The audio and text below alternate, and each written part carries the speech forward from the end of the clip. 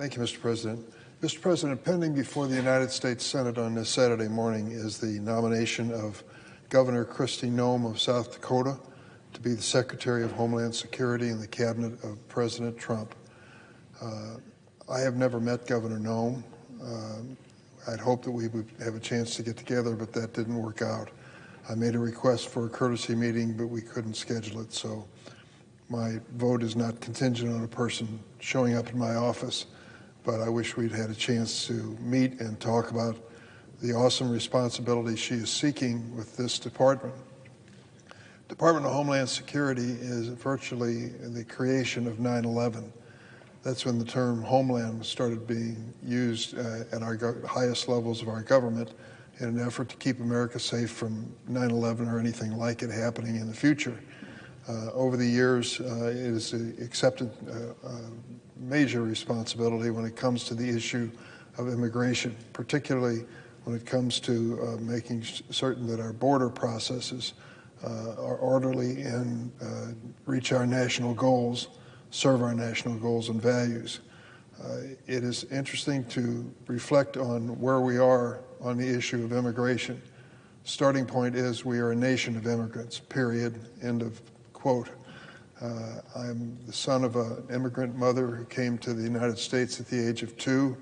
I have been fortunate enough to be entrusted by my state to represent them here in first the House and now the Senate. I'm honored for that with that responsibility. If you visit my office here in the Capitol, you will see behind my desk my mother's naturalization certificate. Very proud of it. Before she passed away, I asked her if she still had it, and though she was in kind of a compromised health position, she jumped out of her chair, was gone 2 or 3 minutes at most, and came in with a battered old brown envelope. And I opened it, and there was her naturalization certificate, which I display behind my desk. I might also say, parenthetically, that a little slip of paper came out of that same envelope.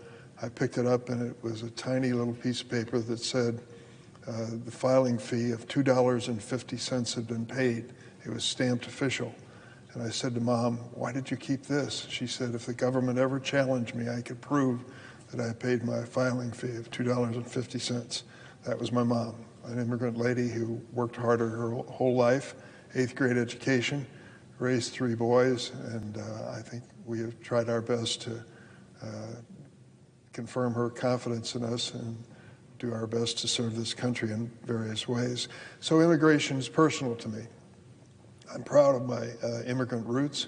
On my father's side, the opposite is true. The family dates back to before the Revolutionary War, but that is not unusual in America. We are a gathering of families with many different backgrounds, but immigration is a central part of who we are as Americans. And the question, of course, before us is, what are we going to do about problems in immigration that face us? I can tell you that the problems predated Joe Biden, predated my arrival in Congress, and go back many other years. If you look at the history of immigration in this country, it is a mixed review. There are times when we embraced immigrants to build transnational railroad lines and the like, and there are times when we shunned them and said they were not welcome in this country. It moves back and forth. We are now at a period, everyone knows, where immigration at our borders is a central issue, raised in the last presidential campaign and certainly on the minds of many voters. I was fortunate enough a few years ago, 2013, to join what was known as the Gang of 8, 4 Democrats, 4 Republican senators who sat down and said, let's write a comprehensive immigration reform bill. And we did. In that group was Senator John McCain of Arizona, Lindsey Graham, Senator Flake, and Senator Rubio, our new Secretary of State. On the Democratic side, myself, Senator Schumer, Senator Menendez, and the senator from various states that joined. Senator Feinstein was one of them who worked toward reaching a goal. We brought a bill to the floor, a comprehensive bill, I think a good one. It passed with over 60 votes.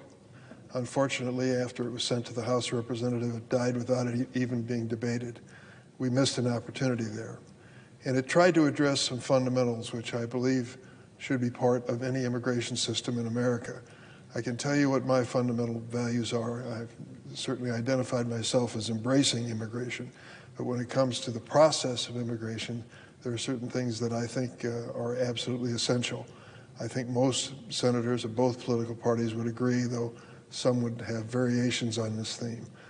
Central to immigration reform, as far as I'm concerned, is an orderly process at the border, which means that except in rare circumstances, people will come through that border gate in an orderly fashion to be reviewed and carefully scrutinized before they go a step further as to their presence. Secondly, I accept the premise, and think every American probably joins in it, in saying we never knowingly want to allow a dangerous person to come in this country, period, end of quote. And secondly, if an immigrant to this country is involved in dangerous conduct to the rest of the people who live in this country, we don't want them. They can go back to where they came from or some other place, but they can't stay here in the United States. And the third reality is one that is tough, because it's easy to say and hard to live with, and that is we cannot accept everyone who wants to come into America tomorrow. It just has to be done in a thoughtful, orderly way that is in the best interest of our nation and the people who live here first. We've got to, for example, allow people to come to this country if they bring skills that are necessary for our future, but we have to offer opportunities to people who are already in this country, citizens and those legally in America, for an economic opportunity in the future. They're our highest priority and should be. Having said that, the Department of Homeland Security, which Governor Noem is seeking to lead, is now embarking on a new era, the new Trump 47 era, where mass deportation is the catchphrase of the day. Let me give you an illustration of what mass deportation could mean. We don't know for sure how it will be implemented, but I'm very concerned. We had a hearing this week with President Trump's Agriculture Secretary, Ms. Rollins from the state of Texas. And I asked her a question, which I think raises a valid concern about mass deportation. Currently, we know that we need immigrants and migrant labor as a critical part of agriculture. When the Illinois Farm Bureau comes to meet with me, they frequently raise the issue of immigration. In what way? Well, for example, a member of the Farm Bureau has a dairy operation in northwestern Illinois. She said to me that it was the third generation of her family with that dairy operation. If you know anything about dairy operations, they are labor intensive. Those cows have to be milked twice a day, and you better be ready to do it, and do it with frequency if you want to continue a successful dairy operation. It involves a lot of manpower, and it used to be that there was a time when dairy families in my state and others had a bunch of kids, because the kids were all ultimately going to be part of the family operation. Those kids are not sticking around on dairy farms as much as they used to. And so those who want to keep the dairy farms in operation need workers. It is almost virtually impossible to find American workers on these dairy operations because it's such tough work. And so migrant labor becomes a critical part of the operations in dairy.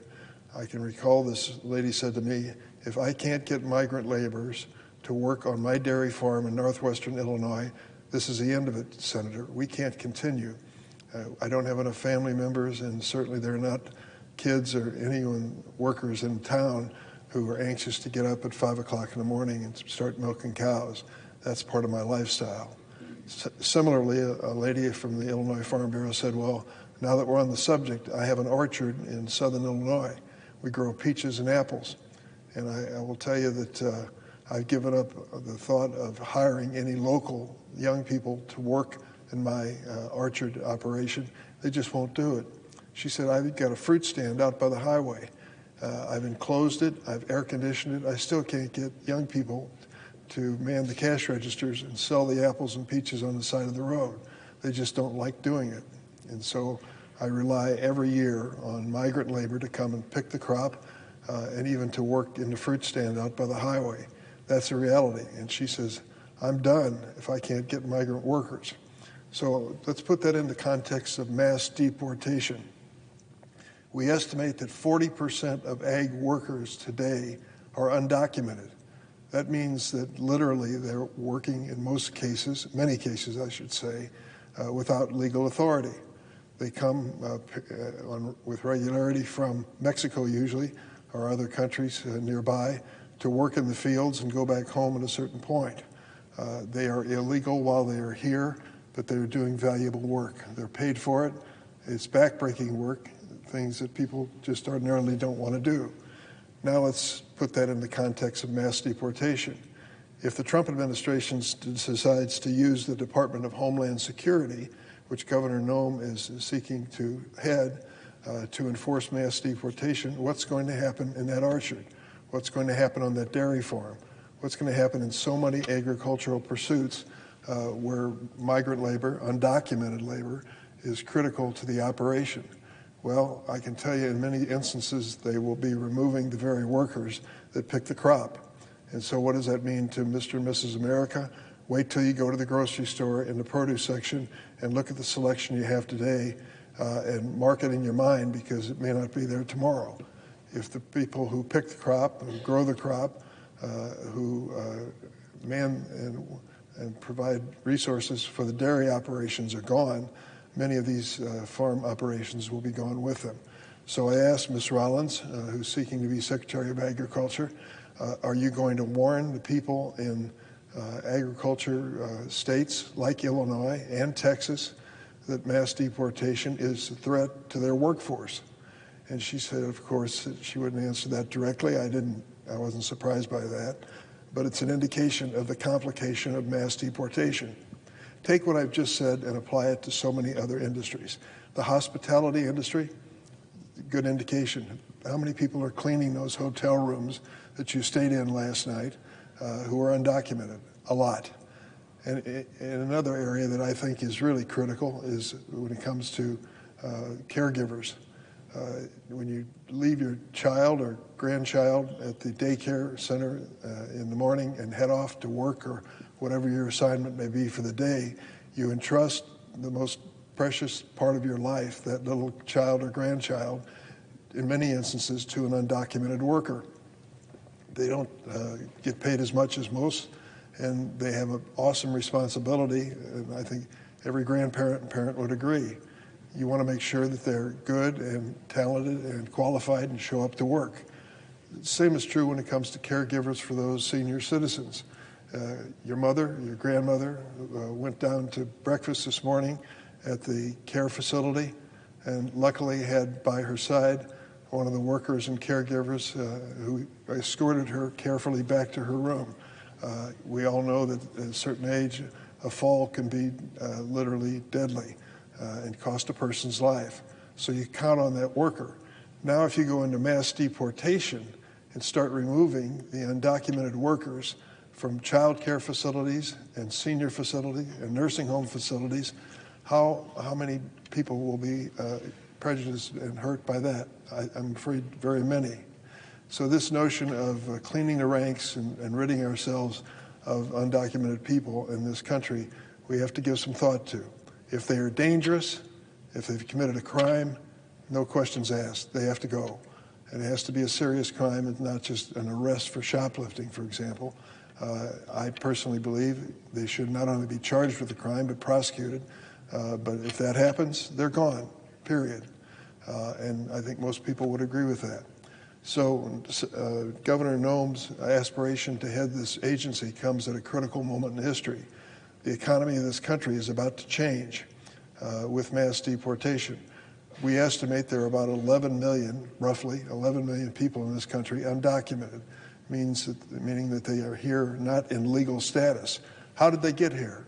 In a variety of ways. They overstayed visas in most instances. Some of them came across the border, that's for sure, but many of them came into this country as students or tourists and stayed.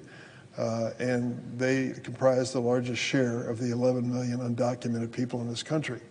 I think we dealt with this issue in a responsible way in the bipartisan comprehensive bill. Here is what we said, and I want to make it clear. I think this is a thoughtful and sensible way to approach it on a bipartisan basis. If you are undocumented in this country, under our bill, you are required legally to step forward, identify yourself, pay a fee to remain in this country. You would then be registered by the government. We would know who you are, where you are. You would pay your taxes while you're working and make your contributions to Social Security and other funds. And you would it would be enforced by something called E-Verify, where every employer in this country would be required to check and make sure that the person who is working and undocumented was in fact registered with the government. That to me is a thoughtful way to make sure that we are safe, still have the workers that we need, and to say to those that are here on undocumented status, you may stay. We're not guaranteeing your citizenship, although I personally believe that they should be given a path to citizenship, but it is a starting point and a sensible one. We would say to those workers at the dairy farm in northwestern Illinois, keep working, but now you're going to have your own Social Security number and your own requirement for paying taxes on a personal basis, as an example. So it's a little bit different than what President Trump has envisioned. His sounds a lot different in many respects, but it's an indication of the awesome responsibility that Governor Noem will have if she becomes the Secretary of Homeland Security. Our border must be secure, and we certainly, as I said earlier, must deport any dangerous individuals who are here illegally. The approach that I've heard will remain to be seen what happens by President Trump and his DHS Secretary nominee, Kristi Noem, is not just targeted at criminals. It is aimed at legal immigrants and immigrant families who've lived in our country, many of them for decades, and are pillars of our community. Without fail, I can predict what's going to happen if President Trump pursues his approach. In community after community in Tennessee and in Illinois, we will discover undocumented people to our surprise. I didn't know that that man running the restaurant in southern Illinois from Mexico, the popular restaurant that people love to go to on Friday and Saturday nights, I didn't know he was undocumented. I can't believe they are going to deport him. We're going to hear stories like that over and over again of people that we sit next to at church, count on every day in our business dealings, see at the nursing homes, see at the daycare facilities, who will be subject to deportation. And not just those who are undocumented, but many times it appears to be that they're going to say to their children who were born in the United States and are legal citizens under the 14th Amendment to the Constitution, they have to leave as well. There is no basis for that to happen in law or in the Constitution, and yet I'm afraid that might be the future. We've already seen President Trump suspend refugee admissions program, which provides safe haven for those fleeing oppressive regimes around the world, including people from Afghanistan who literally risked their lives to help American soldiers survive in that wartime context. Some of those people are being threatened now with exclusion and deportation. Many refugee applicants wait decades to come to the United States lawfully, and all of them go through rigorous vetting. I'm talking about not months, but years of background checks before they can be considered as a refugee in this country. When they've waited so long under difficult circumstances, that seems fundamentally unfair.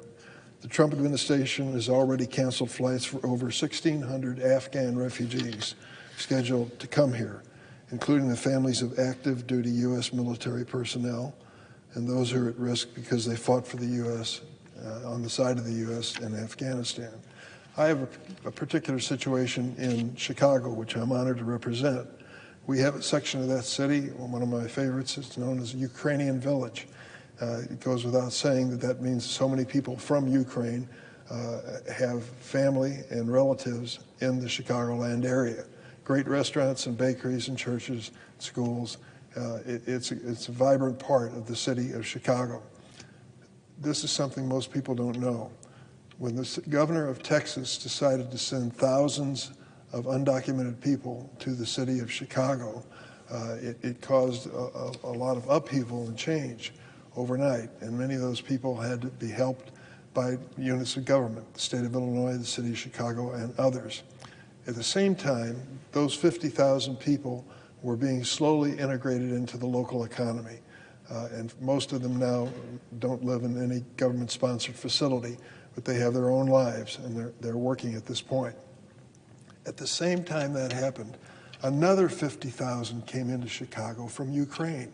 Because of the war in that country and the displacement of people in that war, we were offered an opportunity under the Biden administration for those Ukrainians to come to the United States under two conditions. First, they have a sponsoring family, and second, they have a job waiting for them. They won't be dependent on government programs for their survival. We did that, and almost no one noticed. These Ukrainians had become part of the community in the Chicago greater region and have been part of the economy. And they've been accepted and embraced. Now they face the real prospect of mass deportation as well. Where are we going to send them? Where are they going? This war in Ukraine makes it virtually impossible for them to return to what was their home. So I hope that as we reflect on mass deportation, we realize there are complicating factors in many of these circumstances. Stopping the flights to America will not make life any easier for those who applied for refugee status, and it sends a message in Afghanistan to our allies and troops around the world that we will not stand by and support and be friends with those who risk their lives for our soldiers. The President Trump has announced his plan to attempt to deny citizenship to children born in the United States if their parents are not citizens or lawful permanent residents. I don't know if I have a copy at my desk here. I'm supposed to have. Oh, here it is. I'd like to read to you, Mr. President, the 14th Amendment to the Constitution. I hope everyone gets a chance to take a look at it for themselves on this whole question of whether someone can be born in the United States and become a citizen. That has been the law in this country for over 140 years, and it really is a provision of the Constitution which is explicit. Here's what the 14th Amendment says, and I quote it directly. All persons born or naturalized in the United States and subject to the jurisdiction thereof are citizens of the United States and of the state wherein they reside. That is the first sentence of the 14th Amendment. So when President Trump says that he is opposed to birthright citizenship and challenges it, it was no wonder that the court issued an injunction or a temporary restraining order and stopped him immediately, saying this was a judge who was appointed by Ronald Reagan, that the Constitution is explicit. We've got to make sure that our policy when it comes to immigration is consistent with our Constitution and consistent with our values. And for many years in this country, over 100 now, that has been very clear that birthright citizenship is guaranteed by the Constitution. Kristi Noem, the governor of South Dakota, has said she wants to end birthright citizenship. She's described the southern border as a war zone and called unauthorized immigration a, quote, invasion, unquote. Governor Noem was the first governor to deploy National Guard to the southern border and sent them a total of 8 times during her tenure. I was disappointed she refused my request to meet, as I wanted to ask her a few questions about those decisions. As I said before, we need a secure border. That's why I worked for years to pass bipartisan legislation. But we also need to protect millions of non-citizens whom Americans rely on each and every day. Immigrants make up 40% of our agriculture workers and 40% of our home health aides. They are an outsized percentage of child care workforce and the farm workforce in America. If they are gone, the cost of daycare for families is going to go up because there'll be fewer workers. Immigrants have been a key part of the American success story. Our nation, I believe, needs them more than ever in a thoughtful way. Remember the 3 elements that I stand for, and I hope most people agree. 1, we need an orderly process at the border.